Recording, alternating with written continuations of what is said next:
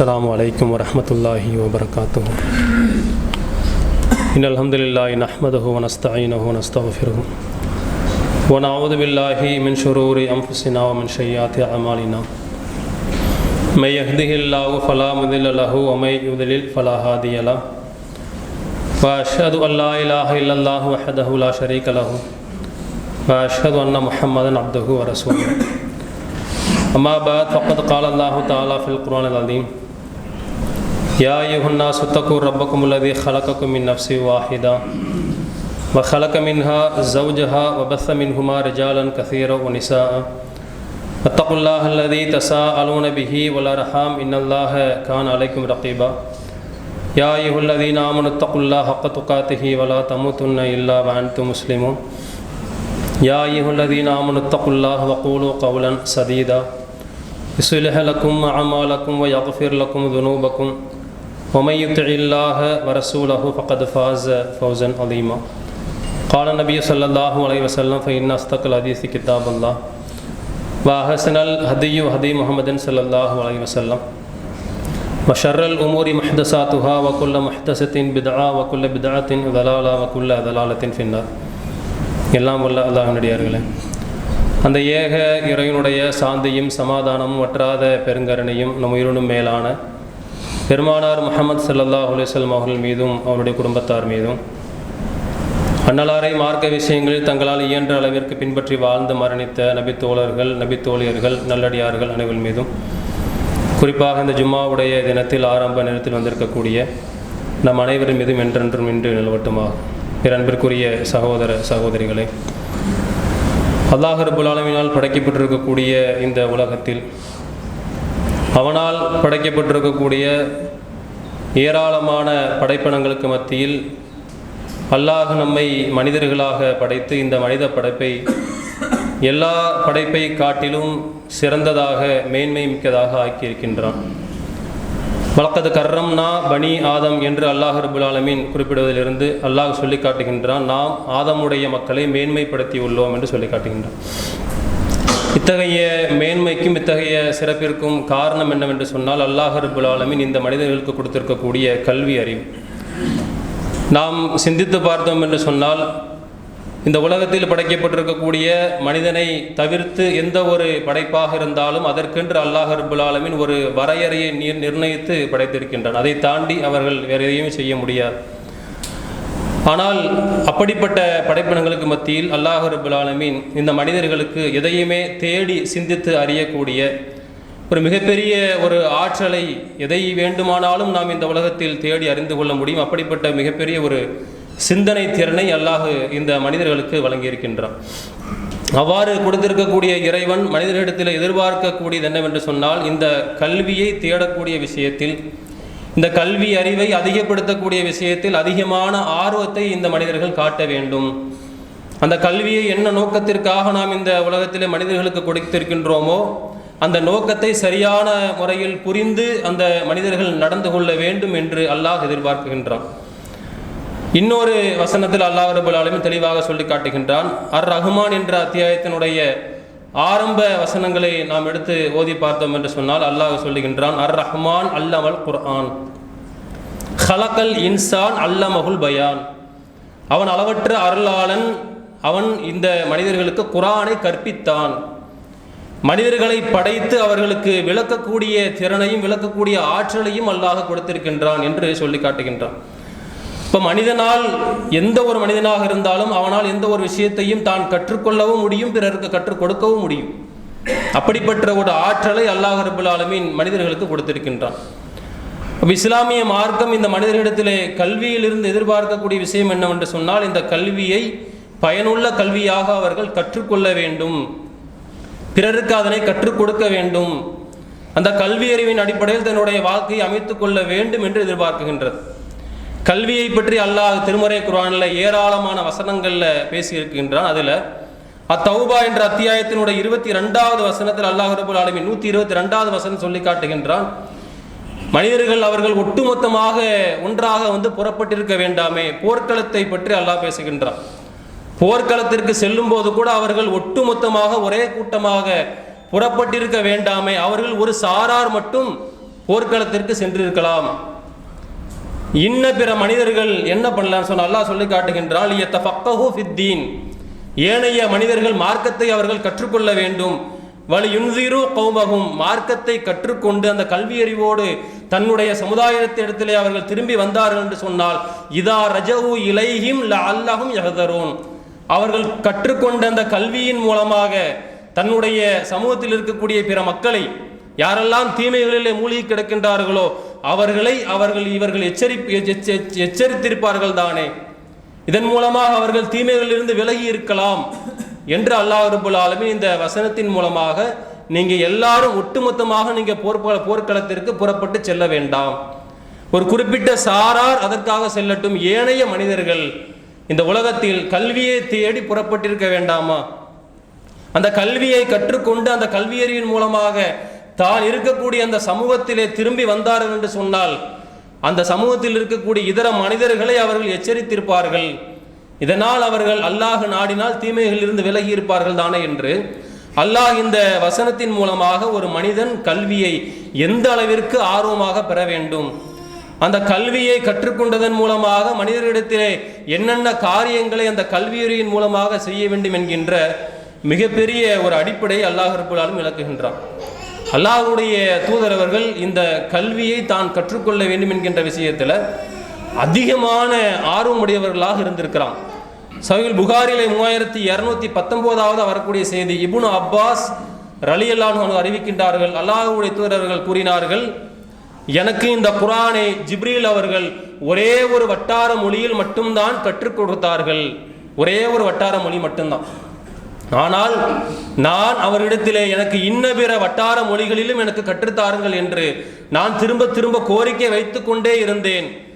எனக்கு நான் கேட்க கேட்க அவர்கள் அதிகமான வட்டார மொழிகளிலே இந்த குர்ஆனை எனக்கு கற்றுத்தந்தார்கள். இறுதியாக 7 வட்டார மொழிகள் அளவிற்கு நான் இந்த குர்ஆனை கற்றுக்கொண்டேன் என்று இந்த செய்தியில அல்லாஹ்வுடைய தூதர்கள் குறிப்பிட்டு காட்டுகின்றார். குர்ஆனை ஜிப்ரீல் அவர்கள் கற்றுக் கொடுக்கின்றார்கள். இருந்தாலும் கூட ஒரு மொழியில் மட்டும் கற்றுக்கொண்டால் பத்தாது, இன்ன பிற ஏனைய மொழிகளிலும் கற்றுக்கொள்ள வேண்டும் என்கின்ற அந்த ஆர்வம் அல்லாஹ்வுடைய தூதருடைய உள்ளத்திலே அதிகமாக இருந்தது. கோரிக்கை வைத்தார்கள். கோரிக்கை வைத்ததன் அடிப்படையில் ஜிப்ரீல் அவர்கள் 7 வட்டார மொழியில் அவர்களுக்கு கற்றுக் கொடுக்கின்றார்கள். அல்லாஹ்வுடைய தூதர்களும் கற்றுக்கொண்டார்கள். அல்லாஹ்வுடைய தூதரை பொறுத்த வரைக்கும் எழுத படிக்க தெரியாத ஒரு நபராக இருந்தவர்கள். அல்லாஹ் அந்த கல்வியை கொடுக்க நாடுகின்ற அடிப்படையில் அல்லாஹ்வுடைய தூதர்கள் அதிகமான ஆர்வம், நான் இந்த கல்வியை பெற வேண்டும், இந்த கல்வி அறிவிலே அதிகமான ஆர்வம் செலுத்த வேண்டும் என்ற ஆர்வம் கொண்டவர்களாக இருந்தார்கள். நம்முடைய மக்களிடத்திலே கடந்த காலத்தை நாம் எடுத்து பார்த்தோம் என்று சொன்னால், இந்த கல்வியை கற்றுக்கொள்ள வேண்டும், இந்த உலகத்திற்கும் நாளை மறுமைக்கும் எந்த ஒரு கல்வி மார்க்கத்தின் அடிப்படையில் எதை இஸ்லாம் கல்வியாக சொல்கின்றதோ அந்த இஸ்லாமிய கல்வியை கற்க வேண்டும் என்ற ஆர்வம் கடந்த காலங்களில் எல்லாரிடத்திலும் அதிகமாக இருந்துச்சு. சின்ன பிள்ளைகளாக இருக்கும்போதே கொண்டு போய் மதரசாக்களில் சேர்த்து விடுவாங்க. எல்லாருமா சேர்ந்து அந்த மஞ்சள் பையில புத்தகத்தை தூக்கிட்டு கிதாபை தூக்கிட்டு எஸ்என்எல் குர்ஆனை கொண்டு தினமும் மதரசாவுக்கு போகக்கூடிய மக்கள் தான் கடந்த காலங்கள் அதிகமாக இருந்தார்கள். ஆனால் இன்றைக்கு அது மாதிரியான ஒரு நிலைமை இருக்கின்றதா என்று பார்த்தோம் என்று சொன்னால், உலக கல்விக்கு கொடுக்கக்கூடிய அந்த ஆர்வத்தில் ஒரு சிறு பங்களிப்பை கூட, ஒரு சின்ன ஒரு சதவீதத்தை கூட இன்றைக்கு இந்த இஸ்லாமிய கல்வியை, குர்ஆனுடைய இந்த கல்வியை கற்க வேண்டும் என்பதில் பெரும்பாலான மக்களிடத்திலே இந்த ஆர்வம் குறைந்து கொண்டு போறதே பார்க்கிறோம். ஆனால் அல்லாஹ்வுடைய தூதர் காலத்தில் வாழ்ந்த அந்த சஹாபாக்கள், சஹாபிய பெண்மணிகள் யாராக இருந்தாலும் இந்த குர்ஆனுடைய கல்வியை நான் கற்றுக்கொள்ள வேண்டும், அல்லாஹ் எனக்கு கொடுத்திருக்கக்கூடிய மிகப்பெரிய அருக்குடையான இந்த இஸ்ஸத்தை நான் தவறவிட்டு விடக்கூடாது என்பதில் அதிகமான ஆர்வம் கொண்டவர்களாக இருந்திருக்கிறார்கள். ஒரு சமயம் அல்லாஹ்வுடைய தூதர் அவர்கள் சொன்னார்கள், நான் ஒரு தூக்கத்திலே எனக்கு ஒரு கனவு ஒன்று வந்தது. அந்த கனவிலே எனக்கு ஒரு செம்பு நிறைய பால் கொடுக்கப்பட்டது, ஒரு சொம்பு நிறைய பால் கொடுக்கப்பட்டது. நான் அந்த சொம்பில் இருக்கக்கூடிய பாலை என்னால் முடிந்த அளவிற்கு நான் கொடுத்தேன். என்னால் அதிகமான அளவு கொடுக்க முடியவில்லை. எஞ்சியிருந்த பாலை நான் இன்னொரு மனிதரிடத்திலே கொடுத்து விட்டேன். அதுதான் உமர் ரலியல்லாஹு அவர்கள் என்று சொல்லி காட்டினார். அதுதான் உமர். அப்ப சஹாபாக்கள் அல்லாஹ்வுடைய தூதரை கேள்வி கேட்கிறாங்க, அல்லாஹ்வுடைய தூதரே, இந்த கனவிற்கான விளக்கம் என்ன? அந்த சொம்பு நிறைய பால் இருந்து சொன்னீங்களே, என்ன அதற்கான விளக்கம் என்ன என்று கேட்கும்போது, அதுதான் கல்வி அறிவு, அதுதான் இல்மு என்று சொன்னார்கள். அதிகமான கல்வி அறிவு கொடுக்கப்பட்டவர்களாக நிறைய அறிவு சார்ந்த விஷயங்களை சிந்திக்கக்கூடியவர்களாக உமர் அவர்கள் திகழ்ந்திருக்கிறார்கள். என்ன காரணம் சொன்னா, அந்த கல்வியை பெற வேண்டும் என்ற விஷயத்தில் அதிகமான ஆர்வம். எந்த அளவுக்கு சொன்னா, ஹிஜ்ரத் செஞ்சு மதீனாவுக்கு போறாங்க, எந்த விதமான ஒரு ஆதரவும் கிடையாது, பொருளாதாரத்தை போய் தேடி திரட்டி தான் சாப்பிட வேண்டும் என்கின்ற நிலை. அந்த மாதிரி ஒரு நேரத்தில் உமர் அவர்கள் சொல்லுகின்றார்கள், புகாரியிலே 89வது வரக்கூடிய செய்தி. அந்த நேரத்தில் என்ன பண்ணுன்னு சொன்னா, என்னோட அண்டை வீட்டாராக இருக்கக்கூடிய ஒரு அன்சாரி தோழரை நான் என்னுடைய பார்ட்னராக நான் சேர்த்துக்கிட்டேன், என்னுடைய ஒரு சகோதரன் நான் ஏற்றுக்கொண்டு நாங்கள் எங்களுக்குள்ளே ஒரு உடன்படிக்கையை போட்டுக்கொண்டோம். என்ன அப்படின்னு சொன்னா, பொருளாதாரத்தை தேடி நான் போகிறோம். அப்படி போகக்கூடிய நேரத்தில் ஒரு நாள் என்ன பண்ணு சொன்னா, நான் அல்லாஹ்வுடைய தூதருடைய சபைக்கு நான் சென்று அவர்கள் சொல்லக்கூடிய கல்வியெல்லாம் கற்றுக்கொண்டு வருவேன். மற்றொரு நாள் நீங்க போங்க. ஒரு நாள் நான் போகும்போது எதையெல்லாம் அவர்கள் அல்லாஹ்வுடைய கற்றுத் வந்தார்களோ அந்த கல்வியை நான் உங்களுக்கு நான் சொல்வேன். நீங்க போகும்போது என்ன செய்யணும்னு சொன்னா, நீங்கள் கற்ற கல்வியை என்னென்ன செய்திகளை எல்லாம் அல்லாஹ்வுடைய இடத்திலே நீங்கள் கேள்விப்பட்டீர்களோ அதையெல்லாம் நீங்கள் எனக்கு சேர்த்து விடுங்கள் என்று நாங்கள் எங்களுக்குள்ளாக ஒரு உடன்படிக்கையை போட்டுக்கொண்டோம் என்று அவர்கள் அறிவிக்கின்றார்கள். அந்த அளவுக்கு ஆர்வம். அல்லாஹ்வுடைய தூதரிடத்திலே இருந்து பெறக்கூடிய அந்த கல்வியை ஒரு சின்ன அளவில் கூட நாம் விட்டுவிடக்கூடாது. நான் போகாத நாளில் அல்லாஹ்வுடைய ஏதாவது ஒரு விஷயத்தை சொல்லி அது எனக்கு தெரியாமல் இருந்ததுன்னு சொன்னா, நான் என்னுடைய வாழ்க்கையில் கடைபிடிக்காமல் விட்டுவிட்டேன் என்று சொன்னால் மறுமையில் நான் மிகப்பெரிய ஒரு நஷ்டத்திற்கு ஆளாக வேணுமே இல்லையா என்ற ஒரு பயம், என்ற ஒரு அச்சம் எதை நோக்கி அவர்களை தள்ளியதுன்னு சொன்னா, அவர்களுக்குள்ளாக ஒரு உடன்படிக்கையை போட்டுக்கொண்டு நான் போகாத நாளில் நீங்க போய் அந்த கல்வியை பெற்றுக்கொண்டு எனக்கு கொண்டு வந்து சேருங்க என்று சொல்லக்கூடிய அளவிற்கு கல்வியிலே அதிகமான ஆர்வமுடையவர்களாக உமர் அவர்கள் திகழ்ந்திருக்கிறார்கள். எல்லா சஹாபாக்களும் திகழ்ந்திருக்கிறான். மற்றொரு செய்தியில் எடுத்து பார்த்தோன்னு சொன்னா, அல்லாஹ்வுடைய தூதரிடத்திலே ஒரு 20 சம வயதுடைய இளைஞர்கள், சின்ன இளமை பருவத்தில் இருக்கக்கூடிய சஹாபாக்கள் ஒரு 20 பேர் அல்லாஹ்வுடைய தூதர் என்ன பண்ணுவாங்கன்னு சொன்னா, மார்க்கம் கற்பதற்காக வேண்டி வெளியூரில் இருந்து மதீனாவுக்கு தங்கியிருந்து பாடத்தை கற்றுக்கொள்றான். புகாரில் 631வது வரக்கூடிய செய்தி, மாலிக் பின் ஹுவைரிஸ் ரலியல்லாஹு அறிவிக்கின்றார்கள், நாங்கள் எல்லாம் அப்போ சம வயதுடைய இளைஞர்களாக இருந்தோம். அந்த நேரத்தில் என்ன பண்ணுவோம்னு சொன்னா, அதிகமான காலம் அல்லாஹ்வுடைய தூதரோடு நாங்கள் இருந்து அந்த குர்ஆனுடைய கல்வியை நாங்கள் கற்றுக்கொண்டோம். அப்ப எங்களுக்கு வீட்டினுடைய ஞாபகம் வருகின்றது என்பதை அல்லாஹ்வுடைய தூதர் அறிந்து கொண்டு எங்களை அழைத்து சொன்னார்கள், நீங்கள் உங்களுடைய குடும்பத்தாரிடம் நீங்கள் செல்லுங்கள், தொழுகைக்கான நேரம் வந்தால் நீங்கள் தொழுவுங்கள். அப்பதான் அல்லாஹ்வுடைய சொல்லி அனுப்புறாங்க, சல்லு கமா ராய்த்து மூனி யுஸல்லி, என்னை எவ்வாறு நீங்கள் தொழக் கண்டீர்களோ அவ்வாறு தொழுங்கள் என்ற அந்த செய்தியை ரசூலுல்லாஹ் இந்த மக்கள்கிட்ட தான் சொல்லி அனுப்புறாங்க. என்ன எப்படி நீங்க தொழ நீங்க பார்த்தீங்களா இல்லையா, நான் எவ்வாறு தொழுதேனோ அதே மாதிரி உங்களுடைய தொழுகை அமைச்சுக்கங்க என்று சொல்லிட்டு அனுப்பி விடுறாங்க. வெளியூர்ல இருந்து வந்த சஹாபாக்கள், இள வயது சஹாபாக்கள். இப்படி எல்லாரிடத்திலுமே அந்த காலத்தில் கல்வியை கற்க வேண்டும் என்ற ஆர்வம் அதிகமாக இருந்துச்சு. சிறுவர்கள் முதற்கொண்டு, சிறுவர்களுடைய செய்தி எடுத்து பார்த்தோன்னு சொன்னா ஏராளமான செய்திகளை பார்க்கலாம். சின்ன பிள்ளைகளா இருந்தாலும் கூட அந்த கல்வியை கற்க வேண்டும் என்பதில் அதிகமான ஆர்வமுடையவர்களாக இருந்திருக்கிறாங்க. புகாரியில 4302வது வரக்கூடிய செய்தி, அம்ர் பின் சலமா ரலியல்லாஹு அன்ஹு அறிவிக்கின்றார்கள், நாங்க மதீனாவுக்கு வெளியே என்ன பண்ணுவோம்னு சொன்னா, மக்கள் அதிகமாக பயன்படுத்தக்கூடிய பாதைகள்ல நீர்நிலையில் இருக்கக்கூடிய பகுதிகளில் தான் எங்களுடைய இருப்பிடம் இருந்துச்சு. எங்களுக்கு தனியா ஊர்லாம் கிடையாது. மதீனாவுக்கு செல்லக்கூடிய அந்த பாதையில எங்களுடைய வீடுகளை அமைச்சு நாங்கள் தங்கிட்டு இருந்தோம். அப்ப என்ன பண்ணுவாங்கன்னு சொன்னா, வாகன கூட்டம் அங்க போயிட்டு வரக்கூடிய நேரத்தில் அந்த மக்களிடத்தில இருந்து நான் நிறைய விஷயங்களை கேட்டு பெற்றுக்கொள்வேன்.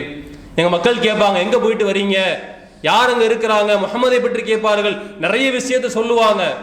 அது மாதிரி வந்த மக்களிடத்திலே நான் இந்த குர்ஆனுடைய வசனங்களை அதிகமாக கேட்டு நான் மனப்பாடம் செய்து கொண்டேன்.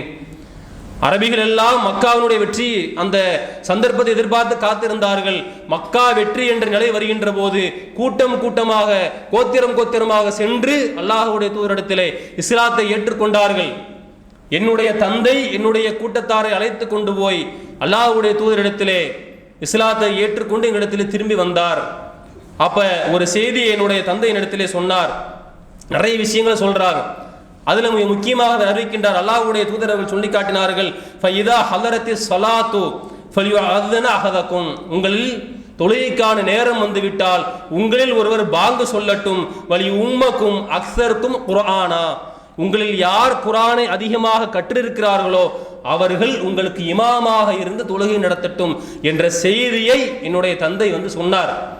அந்த கூட்டத்திலேயே அதிகமான குர்ஆன் வசனங்களை மனனம் செய்த, அதிகமான குர்ஆனை பற்றி அறிவுடையவனாக நான் தான் அந்த கூட்டத்தில் இருந்தேன். அப்ப அந்த மக்கள் என்ன பண்ணாங்கன்னு சொன்னா, தொழக்கூடிய இமாமாக என்னை நியமித்தார்கள். நான் என்னுடைய மக்களுக்கு இமாமாக நின்று தொழுவித்தேன். அவர் சொல்கின்றார், அப்போது எனக்கு வயது 6 அல்லது 7 இருக்கும். 6 வயது அல்லது 7 வயது தான் இருக்கும்.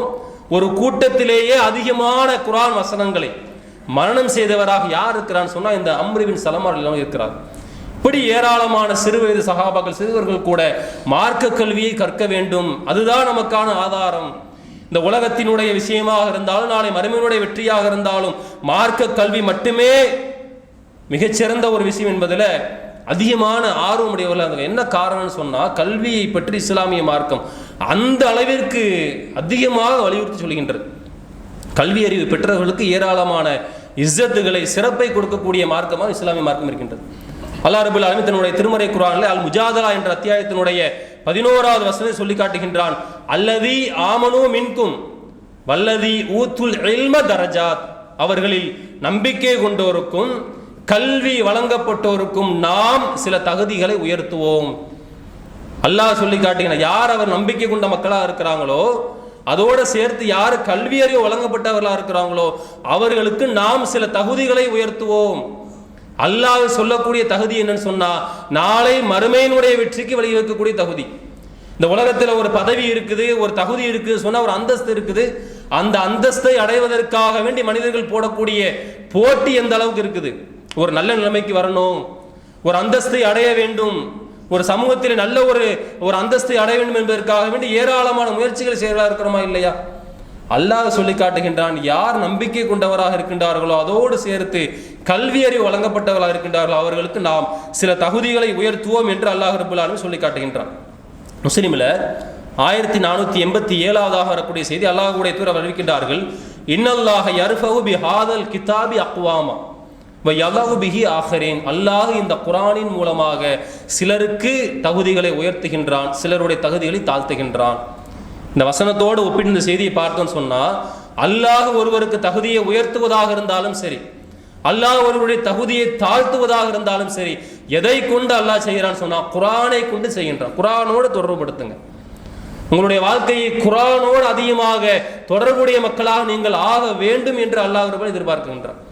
இன்னொரு வசனம் சொல்லி காமிக்கும் போது, ஹல் யஸ்தவில்லதீன யஅலமூன் வல்லதீன லா யஅலமூன், அறிவுடையோரும் அறிவில்லாதோரும் சமமாவார்களா? இன்னமா யத்ததக்கரு உலில் அல்பாப், அறிவுடையோர் தான் படிப்பினை பெறுவார்கள். குர்ஆனாக இருந்தாலும் சரி, ஹதீஸாக இருந்தாலும் சரி, நம்முடைய வாழ்க்கைக்கு படிப்பினை செய்யக்கூடிய விஷயங்கள், போதனைகள், அது யாருக்கு படிப்பினை தரும், யாருக்கு பயன் தரும் சொன்னா, யார் அறிவுடையவராக இருக்கின்றார்களோ அவர்களுக்கு தான் அது பயன் தரும் என்று அல்லாஹ் சொல்லி காட்டுகின்றான். இப்படி ஏராளமான திருமறை குர்ஆன் வசனங்கள், ஏராளமான ஹதீஸ்கள் எடுத்து பார்த்தோன்னு சொன்னா, இந்த உலகத்தில் வாழக்கூடிய நேரத்தில் எது பயனுள்ள கல்வியாக இருக்கின்றதோ அந்த கல்வியை பெறக்கூடிய விஷயத்தில், அந்த கல்வியை தேடக்கூடிய விஷயத்தில், நாமும் அந்த கல்வியை கற்றுக்கொண்டு நம்மால் இயன்ற அளவிற்கு பிற மக்களுக்கும் கற்றுக் கொடுக்க வேண்டும் என்ற விஷயத்தை மார்க்கம் அதிகமாக வலியுறுத்துறதை பார்க்கிறோம். இன்னும் நாம சிந்திச்சு பார்த்தோன்னு சொன்னா, அல்லாஹ்வுடைய தூதர்கள் சொல்லி காட்டினார்கள், இந்த உலகத்தை பொறுத்த வரைக்கும் ஒரு மனிதன் இன்னொரு மனிதனை பார்த்து பொறாமைப்படக்கூடாது. எந்த ஒரு விஷயமாக இருந்தாலும் போட்டி இருக்கலாம், பொறாமை என்பதை இஸ்லாமிய மார்க்கம் அதிகமாக கண்டிக்கின்றது.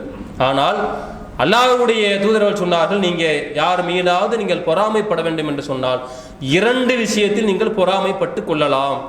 லா ஹசத இல்லா ஃபி இஸ்னத்தைன், 2ஐ தவிர வேறு எதிலும் பொறாமைப்படுவதற்கு உங்களுக்கு அனுமதி கிடையாது என்று அல்லாஹ்வுடைய தூதர் சொன்ன செய்தி புகாரியிலே 73வது வரக்கூடிய செய்தியாக பார்க்கிறோம். அதுல ஒண்ணு என்னன்னு சொன்னா, அல்லாஹ்வுடைய தூதர்கள் சொல்லி காட்டுகின்றார்கள், ரஜுலுன் ஆத்தாஹுல்லாஹுல் ஹிக்மா, அல்லாஹ் ஒருவருக்கு கல்வி அறிவை வழங்கி இருக்கின்றான். ஃபஹுவ யக்லி பிஹா வ யுஅல்லிமுஹா, அந்த கல்வியை கொண்டு அவர் பிற மக்களுக்கு அதை போதிக்கின்றார், நீதி நிலைநாட்டுகின்றார், அதன்படி தானும் தன்னுடைய வாழ்க்கையை அமைத்துக் கொள்கின்றார். ஒரு மனுஷர் இருக்கிறாரு, நல்ல குர்ஆனை படித்து அதிகமான மார்க்க கல்வியை தெரிந்த மனுஷராக இருக்கிறாரு. அந்த கல்வியை எந்த விதத்தில் பயன்படுத்த வேண்டுமோ அந்த விதத்தில் அவர் பயன்படுத்துறான்னு சொன்னா, அவரை பார்த்து இன்னொரு நீங்க பொறாமைப்படுங்க.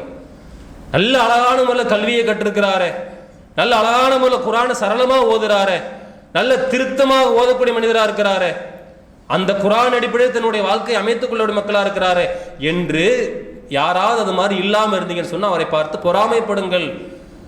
எனக்கும் நானும் இந்த கல்வியை கற்றுக்கொண்டேன்னு சொன்னா நானும் குர்ஆனை ஓதுவேன் தானே, குர்ஆனை என்னுடைய வாழ்க்கையில் நான் அப்ளை பண்ணுவேன் தானே என்று சொல்லி அவர்களை பார்த்து நீங்கள் பொறாமைப்படலாம் என்ற அளவுக்கு மார்க்கம் அனுமதி கொடுக்கணும்னு சொன்னா எந்த ஒரு உயர்ந்த இடத்துல அல்லாஹ் கல்வியை வைக்கிறான்னு பாருங்க. கல்வி என்பது மிகப்பெரிய ஒரு விஷயம்.